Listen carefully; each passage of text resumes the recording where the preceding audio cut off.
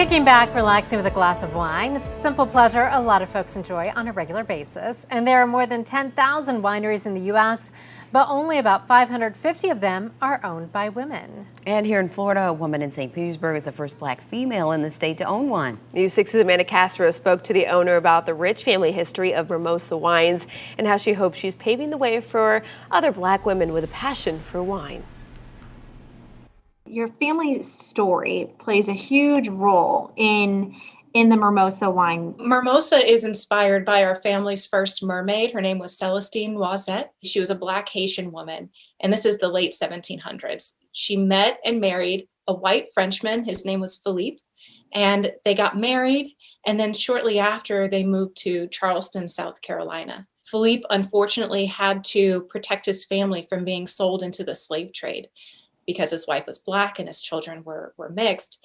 And so he created a fake bill of sale. And then when he died, he had this will that was really very unusual for the time. He said to the executor, listen, when I die, sell all of my things, give the money to Celestine, and then sneak her and the kids up to a northern state where they can be free. But what Celestine did is what has always inspired me.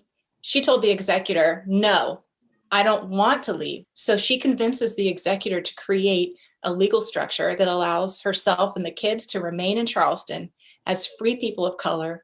And eventually they do win full emancipation. She just had this amazing, powerful voice that still to this day inspires me. I like to say that our wines are infused with a piece of her audacity. I understand you were not a winemaker by trade originally. So I used to be a lawyer. I practiced construction law. We would learn from the experts how to break things down and how all the components were supposed to come together. And to me, winemaking isn't that much different. I learned from experts how to do wine formulations and got my winery license and set up a lab and started doing wine formulations about 4 years ago. One of the hallmarks of my wines is that they're on the drier end without alienating folks that enjoy sweeter wines. So they're crowd pleasers. They're meant to bring people together. You are the first female Black wine owner in the state of Florida. That's accurate? Yes. How does that feel to know that you are such a pioneer for the state of Florida in the wine industry?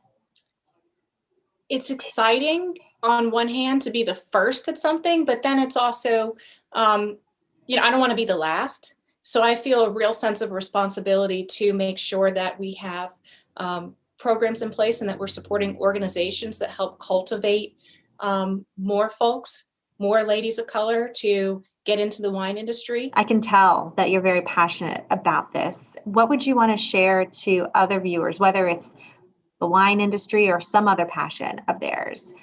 Any words of encouragement that you could pass along to them? I would say have audacity. No matter which industry you're trying to follow, know that you've got all of the tools at your disposal to make this happen, despite what noise might be out there. Just trust yourself and have audacity.